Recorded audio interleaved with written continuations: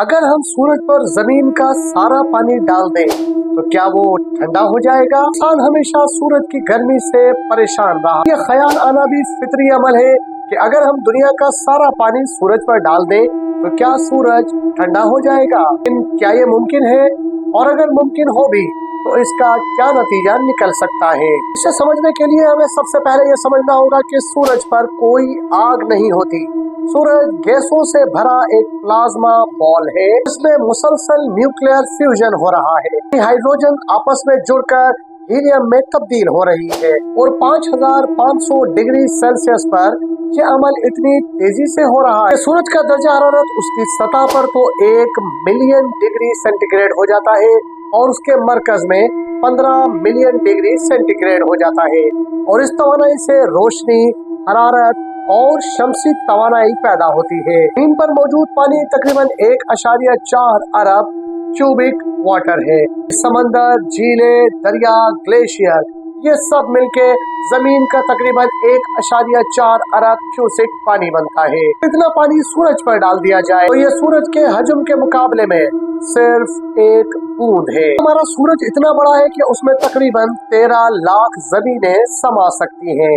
सूरज की कमियत जमीन से 3,30,000 गुना ज्यादा है।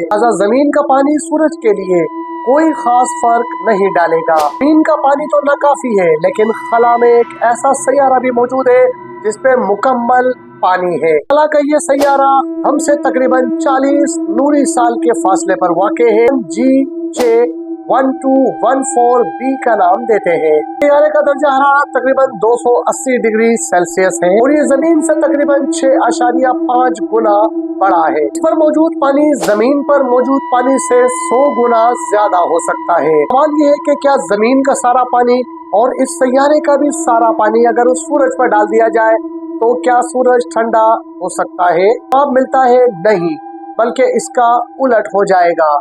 जब हम ये तमाम पानी सूरज पर डालेंगे तो पानी फौरी तौर पर बुखारात में तब्दील हो जाएगा कि H2O फोटॉन्स के असर से टूट जाएगा और ऑक्सीजन कुछ नहीं कर सकेगी क्योंकि वो जलने में मदद देती है। हाइड्रोजन यही तो सूरज का ईंधन है। इसका मतलब ये हुआ कि हमने सूरज को मजीद फ्यूल दे दिया। ये निकलेगा कि सूरज और ज्यादा ताकतवर हो जाएगा। ज्यादा हाइड्रोजन, ज्यादा न्यूक्लियर फ्यूजन, तवानाई, ज्यादा हरारत, ज्यादा रेडिएशन ने सूरज को बुझाने की बजाय उसकी आग को और भड़का दिया है। याद रखना जरूरी है कि खला में आग जमीन जैसी नहीं होती।